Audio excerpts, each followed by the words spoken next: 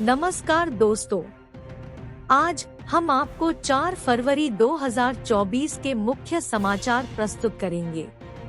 कृपया नीचे कमेंट करके बताएं कि आप किस क्षेत्र से हिमाचल न्यूज सुन रहे हैं। हिमाचल के विकास, पर्यटन और सामाजिक क्षेत्र की ताज़ा जानकारी के लिए हमारे चैनल को सब्सक्राइब करें और अपडेट के लिए हमें फॉलो करें। इन खबरों को अधिक लोगों तक पहुंचाने के लिए कृपया हमारा कंटेंट शेयर करें।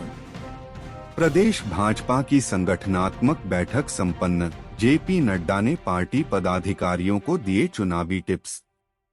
भाजपा राष्ट्रीय अध्यक्ष जगत प्रकाश नड्डा ने रविवार को हिमाचल भाजपा की प्रदेश स्तरीय संगठनात्मक बैठक में भाग लिया। यह बैठक कांगड़ा के गगल स्थित एक निजी होटल में संपन्न हुई। बैठक में उनके साथ भाजपा प्रदेश अध्यक्ष डॉ राजीव बिंदल, नेता प्रतिपक्ष जयराम ठाकुर, केंद्र मंत्री अनुराग ठाकुर, राष्ट्रीय उपाध्यक्ष सौदान सिंह, प्रदेश प्रभारी अविनाश राय खन्ना, चुनाव प्रभारी श्रीकांत शर्मा, सह प्रभारी संजय टंडन, संगठन महामंत्री सिद्धार्थन उपस्थित रहे। बैठक में भाजपा प्रदेश पदाधिकारी, जिला अध्यक्ष, मोर्चा अध्यक्ष, प्रकोष्ठ संयोजक और विभिन्न प्रतिनिधियों को भाजपा के राष्ट्रीय अध्यक्ष का मार्गदर्शन प्राप्त हुआ।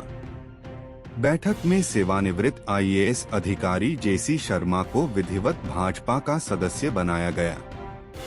जेसी शर्मा को भाजपा राष्ट्रीय अध्यक्ष जेपी नड्डा द्वारा पटका पहनाकर भाजपा का सदस्य बनाया।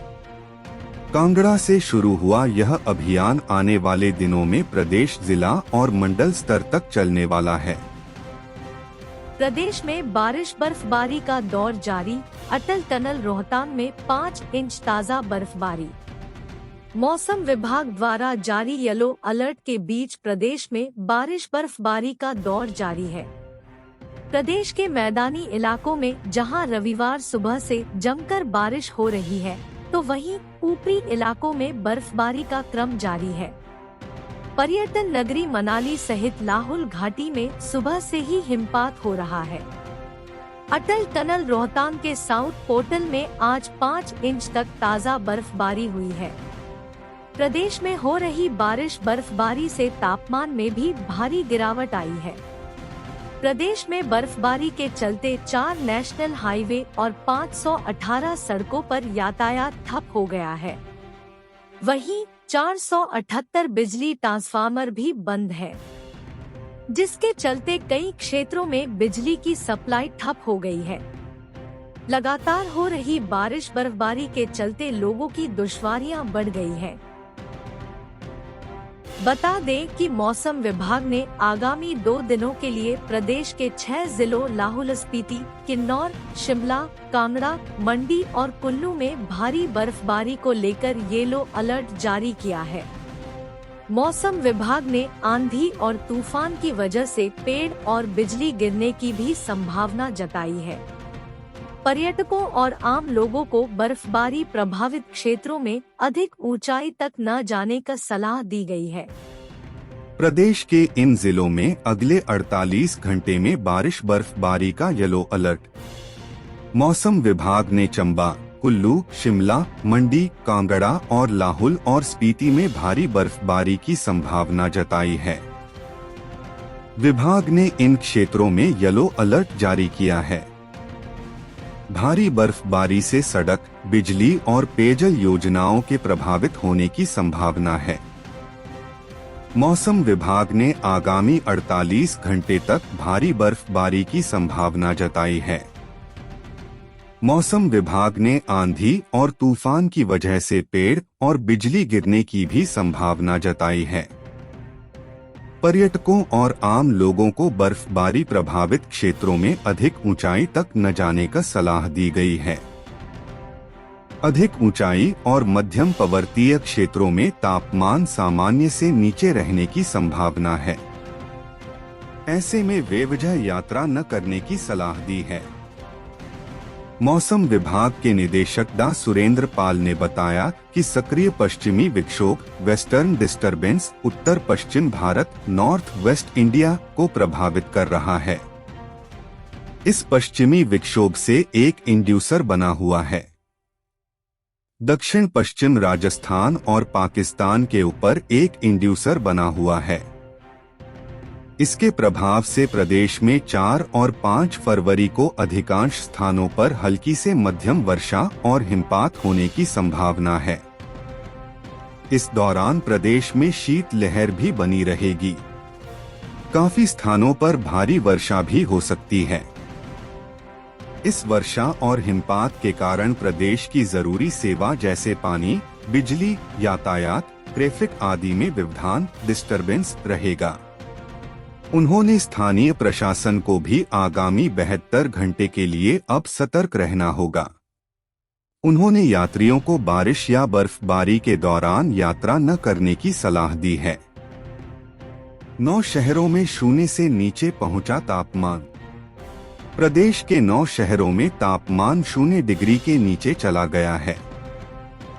इन शहरों में लोगों को भयंकर ठंड का सामना करना पड़ रहा है। सबसे ज्यादा बदलाव रात के तापमान में देखने को मिला है। कुकुसमेरी -8.1 डिग्री सेल्सियस, समधो -6.1 डिग्री, कल्पा में -5.6 degree, Narkanda -3.7 degree, Dalhousie -3.1 degree, Reckong Peo -2.6 degree, Manali -1.8 degree, Kufri -1.4 degree, Bharmour -1.2 degree Celsius तापमान दर्ज किया गया है। इसके अलावा प्रदेश के अन्य शहरों में भी तापमान में बड़ी गिरावट देखने को मिली है। इनमें शिमला 1.2 डिग्री सेल्सियस, धर्मशाला 3.2 डिग्री, ऊना 4.8, नाहन 6.3, पालमपुर 3.5, सोलन 3.2, कांगड़ा 6 डिग्री, मंडी 3.4 डिग्री, बिलासपुर 5.9 डिग्री और पावंटा साहिब में 9 डिग्री तापमान दर्ज हुआ है। पहाड़ों पर हल्का हिमपात। प्रदेश के अधिक ऊंचाई वाले क्षेत्रों में शनिवार को हल्का हिमपात हुआ है। शिमला शहर में भी करीब 45 मिनट तक बर्फ के फाहे गिरते रहे। इसके अलावा चंबा, किन्नौर, लाहौल स्पीति सहित कुल्लू के अधिक ऊंचाई वाले इलाकों में बर्फबारी हुई है। कल्पा में मौसम विभाग ने 4.5 सेंटीमीटर बर्फबारी दर्ज हुई है। बर्फबारी से एचआरटीसी के 250 रूट प्रभावित, अभी भी फंसी है निगम की 50 बसें। प्रदेश में बारिश बर्फबारी के कारण हिमाचल पथ परिवहन निगम के अभी भी करीब 250 रूट पर बस सेवाएं प्रभावित है। इसके अलावा 50 के करीब बसें बर्फबारी में फंसी हुई है। बर्फबारी के कारण सबसे अधिक अपर शिमला के रूट प्रभावित हुए हैं। प्रदेश में बर्फबारी से बंद हुई सड़क खुलवाने के साथ साथ हिमाचल पथ परिवहन की बसों के रूट रिस्टोर किए जा रहे हैं। हिमाचल प्रदेश पथ परिवहन निगम के अनुसार सबसे ज्यादा बसें ऊपरी शिमला में फंसी हुई है। कई बसें ऐसी हैं जो आधे रूटों में फंसी हुई है। एचआरटीसी के अलावा निजी बसें भी बर्फबारी के कारण अपने रूटों पर नहीं चल रही है।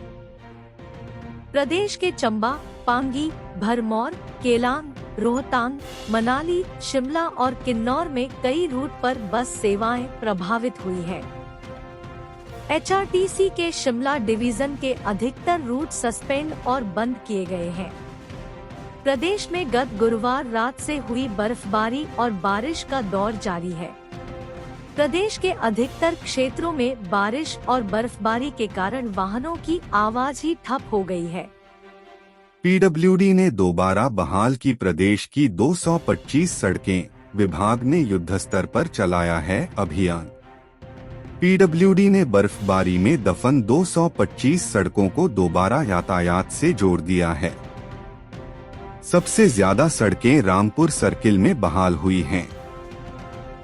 अब यहां लोग दोबारा वाहनों का इस्तेमाल कर पा रहे हैं।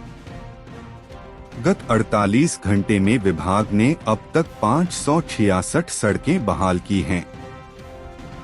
इनमें शुक्रवार को 341 जबकि शनिवार को 225 सड़कों से बर्फ हटाकर उन पर दोबारा यातायात शुरू करवाया गया है। प्रदेश में अब 387 सड़कें बंद हैं। मौसम के हालात को देखते हुए विभाग ने आगामी 24 घंटे में 50 और सड़कों को बहाल करने का लक्ष्य तय किया है। विभाग ने अब तक हुई बर्फबारी से 20 करोड़ 25 लाख रुपए के नुकसान का आकलन किया है। इनमें से 50% नुकसान यानी 10 करोड़ 25 लाख रुपए का नुकसान अकेले डलहौजी सर्किल में हुआ है।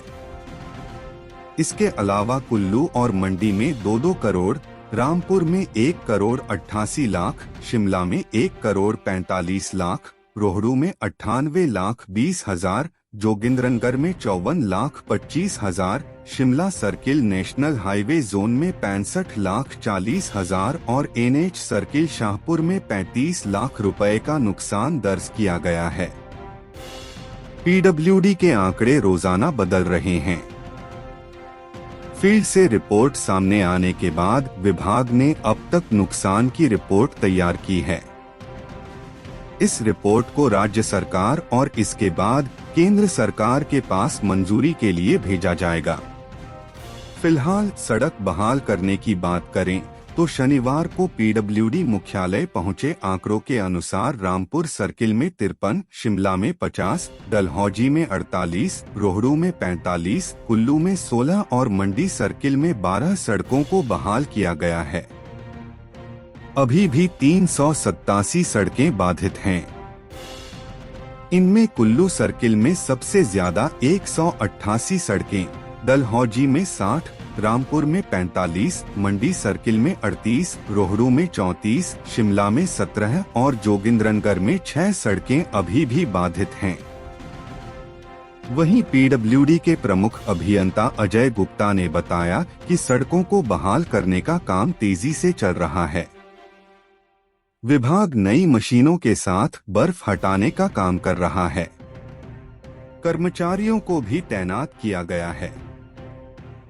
सड़कों का बहाल होना मौसम पर निर्भर करेगा। प्रदेश भर में शनिवार दोपहर तक 387 सड़कें बंद हैं। BBN के उद्योगों में अग्निकांड से निपटने के इंतजाम कागजी, विभागों की सुस्ती कामगारों की जान पर भारी। औद्योगिक क्षेत्र BBN में उद्योगपतियों की लापरवाही और संबंधित विभागों की औपचारिकता निभाने की कवायद कईयों की जिंदगी खतरे में डाल दी है। हालात ये हैं कि जहां लोग लापरवाही से बेवक्त काल का ग्रास बन रहे हैं, वहीं करोड़ों अरबों के कारखाने भी इसी लचर कार्य प्रणाली की बदौलत राख के ढेर में तब्दील हो रहे हैं।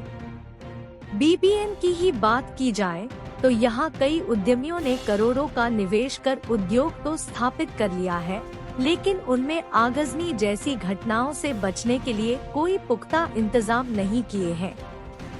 कई विभागीय सर्वेक्षणों में सामने आ चुका है कि कई उद्योग बिना NOC के चल रहे हैं, लेकिन इसके बावजूद कोई प्रभावी कदम नहीं उठाए गए।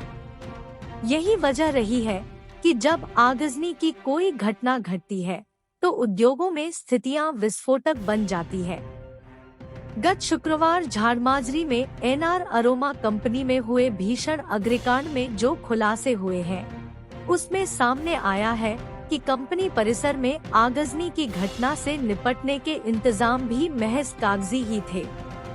उल्लेखनीय है कि BBN में हर साल दर्जनों उद्योग आगजनी का शिकार बन रहे हैं, लेकिन उद्योगपति करोड़ों अरबों की संपत्ति के आग की भेंट चढ़े के बावजूद कोई सबक नहीं सीख रहे हैं। बद्दी बरोटीवाला व नालागढ़ के उद्योग आग के मुहाने पर खड़े हैं। आंकड़ों पर गौर फरमाएं तो पता चलता है कि BBN में 2200 से ज्यादा उद्योगों में से ज्यादातर के पास अग्निशमन विभाग की NOC ही नहीं है या फिर NOC का रिन्यूअल ही नहीं करवाया। BBN के उद्यमी सुरक्षा इंतजामों को लेकर कितने संजीदा है, उसकी पोल गत वर्षों में हुए सर्वेक्षण के आंकड़े बखूबी खोल रहे हैं।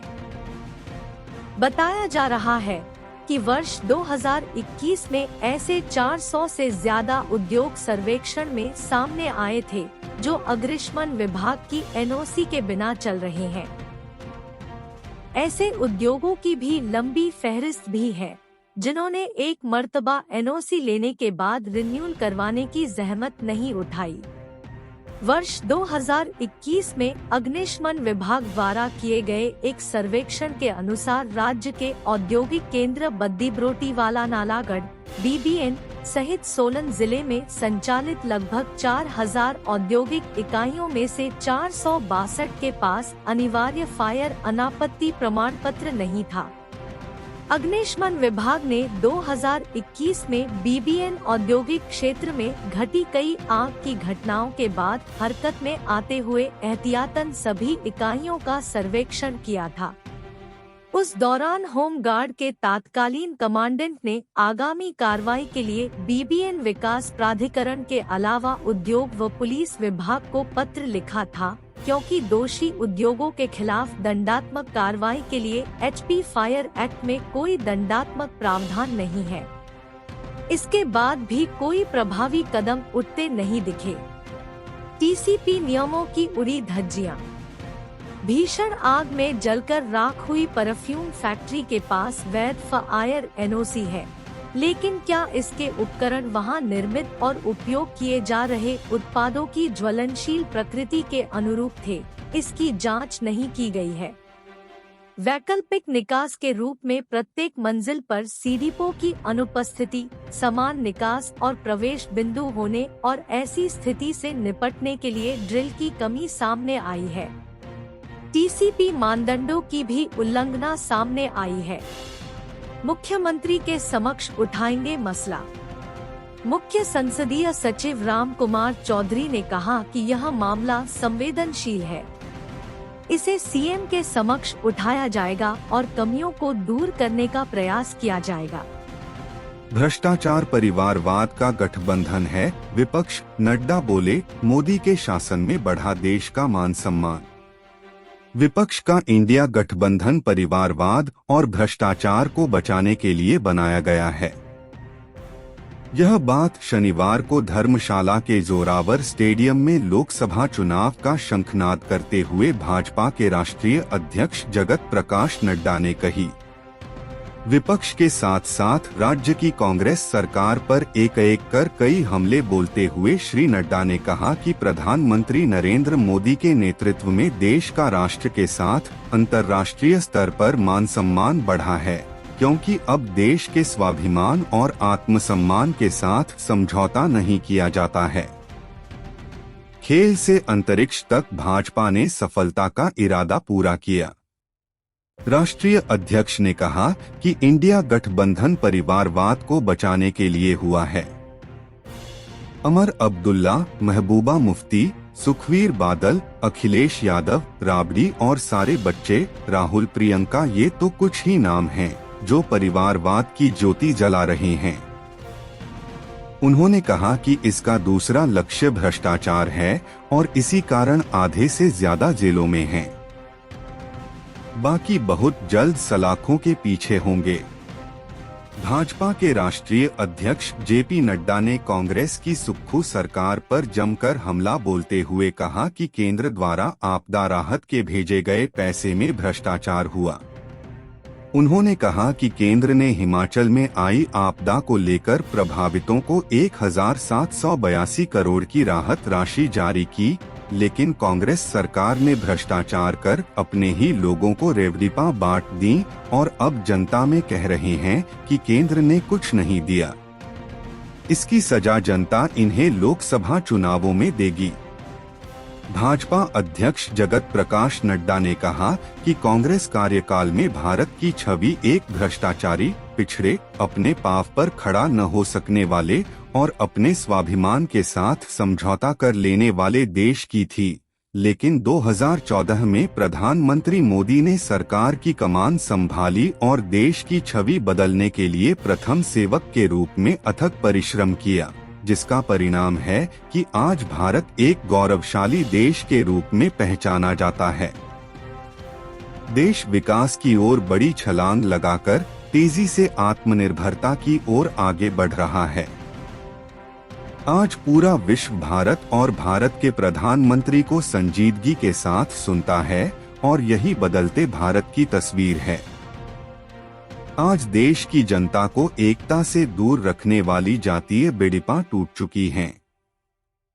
अब जातियों को लड़ाने और भाई भाई को लड़ाने के बजाय राजनीतिक दल विकास की गारंटियां देने की राजनीति कर रहे हैं।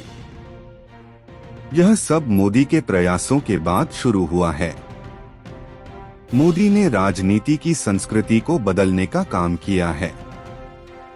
भाजपा राष्ट्रीय अध्यक्ष ने कहा कि किसी ने ये सोचा नहीं था कि रामलला अपने स्थान पर ही विराजमान होंगे और प्रधानमंत्री मोदी के करकमलों से भव्य मंदिर में रामलला की प्राण प्रतिष्ठा होते देखने का सौभाग्य सबको मिलेगा। लेकिन 500 सालों के इस संघर्ष को भी प्रधानमंत्री नरेंद्र मोदी ने पूर्ण विराम तक पहुंचाया। धारा 370 के कारण कश्मीर देश का अभिन्न अंग बनने में कहीं रोड़े आ रहे थे। पहले हम नारा दिया करते थे कि एक देश में 2 निशान, 2 विधान, 2 संविधान नहीं चलेगा, मगर कांग्रेस के नेता बोलते थे ये केवल सपना है। साथ ही आतंकवाद पर भी सर्जिकल स्ट्राइक और एयर स्ट्राइक हुई। उन्होंने आह्वान किया कि एक बार फिर से कमल के निशान पर बटन दबाकर नरेंद्र मोदी को देश के प्रधानमंत्री पद पर प्रचंड बहुमत से आसीन कीजिए। भारत 2027 से 28 में दुनिया की तीसरी सबसे बड़ी अर्थव्यवस्था बन जाएगा।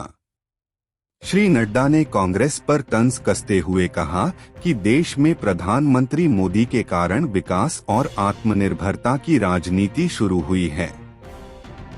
कांग्रेस शासन में पहले के समय में देश घोटाले के लिए जाना जाता था, लेकिन भाजपा के शासन में देश तेज गति की सफलता के नाम से जाना जा रहा है।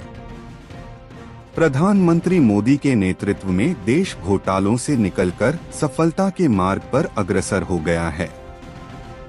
खेल से लेकर अंतरिक्ष तक भाजपा ने सफलता का इरादा पूरा किया है और ये बदलता हुआ भारत है। भाजपा ने कभी भी जाति जनगणना का विरोध नहीं किया, उसका समर्थन किया है। प्रधानमंत्री ने कहा है कि देश में सिर्फ 4 जातियां हैं, गरीब, युवा, अन्नदाता और नारी शक्ति, और अगर इन 4 जातियों का भला हो जाएगा तो समस्त जातियों का कल्याण हो जाएगा। इसलिए भाजपा की सारी योजनाएं इन्हीं के कल्याण पर केंद्रित हैं। प्रदेश के विकास में कोई कसर नहीं छोड़ी। राष्ट्रीय अध्यक्ष ने कहा कि हिमाचल प्रदेश के विकास में भी भाजपा ने कोई कसर नहीं छोड़ी है। सिरमौर में 400 करोड़ की लागत से इंडियन इंस्टीट्यूट ऑफ मैनेजमेंट की इमारत तैयार हो चुकी है, जिसमें जल्दी ही पाठ्यक्रम की भी शुरुआत होने जा रही है। जोधपुर के अखिल भारतीय आयुर्विज्ञान संस्थान से स्वास्थ्य मंत्री मनसुख मंडाविया ने बिलासपुर की एम्स में कैथ लैब प्रारंभ कर दी है। विकास के नए आयाम जैसे एम्स, आईआईटी और मेडिकल डिवाइस पार्क के कार्य आज जनता के सामने सफलतापूर्वक खड़े हैं। उन्होंने लालकृष्ण आडवाणी को भारत रत्न दिए जाने पर उन्हें बधाई दी। लाहौल स्पीति की सभी महिलाओं को 1,500 रुपए, प्रदेश सरकार ने पूरी की गारंटी। इंदिरा गांधी महिला सम्मान निधि योजना के अंतर्गत जिला लाहौल एवं स्पीति की 18 से 60 साल की सभी महिलाओं को प्रतिमाह 1,500 रुपए मिलने शुरू हो गए हैं। उपायुक्त लाहौल स्पीति राहुल कुमार ने योजना के शुरू होने की पुष्टि की है। इस योजना का लाभ लेने के लिए वह महिलाएं पात्र है जिसकी आयु 18 वर्ष से 60 के बीच हो। इस योजना का लाभ उन पात्र महिलाओं को मिलेगा जिसके घर से सरकारी कर्मचारी, आउटसोर्स पेंशनर, आशा वर्कर तथा किसी भी श्रेणी का सरकारी कर्मचारी न हो। इस योजना का लाभ लेने के लिए ग्राम पंचायत के समस्त पात्र महिलाओं के आवेदन पत्र औपचारिकताएं पूर्ण कर पंचायत सचिवों के पास जमा करवाएं। स्पीति उपमंडल में 806 पात्र लोगों को इस योजना का लाभ दिया जा रहा है। प्रदेश सरकार ने चुनाव घोषणा पत्र में महिला सम्मान निधि को गारंटी में शामिल किया था और उन्हीं को पूरा करते हुए सबसे पहले यह योजना कबायली जिला लाहौल स्पीति में शुरू हुई है। योजना का उद्देश्य महिलाओं को आर्थिक संबल देना है ताकि उनकी दैनिक जरूरतें पूरी हो सके और साथ ही स्कूल कॉलेज में पढ़े वाली छात्राओं को पॉकेट मनी मिल सके। प्रदेश के बहुत से क्षेत्र अब भी ऐसे हैं जहां महिलाओं को अपनी दैनिक जरूरतें को पूरा करने के लिए पुरुषों पर निर्भर रहना पड़ता है। प्रदेश की सुक्खू सरकार इस समय सबसे ज्यादा फोकस उस सेक्टर पर कर रही है जहां किसी का कोई सहारा नहीं है। सुखाश्रय योजना उसी का सबसे बड़ा उदाहरण है। लाहौल स्पीति की महिलाओं को आत्मनिर्भर बनाने की दिशा में भी मुख्यमंत्री सुखविंदर सिंह सुक्खू डटे हुए हैं। इस योजना के सार्थक परिणाम भी लाहौल स्पीति में देखने को मिल रहे हैं। अधिक जानकारी के लिए जिला कल्याण अधिकारी खुशविंद्र ठाकुर तथा तहसील कल्याण अधिकारी राजेश के कार्यालय से संपर्क कर सकते हैं। नियमितीकरण की मांग के लिए एसएमसी शिक्षकों का क्रमिक अनशन 8वें दिन भी जारी।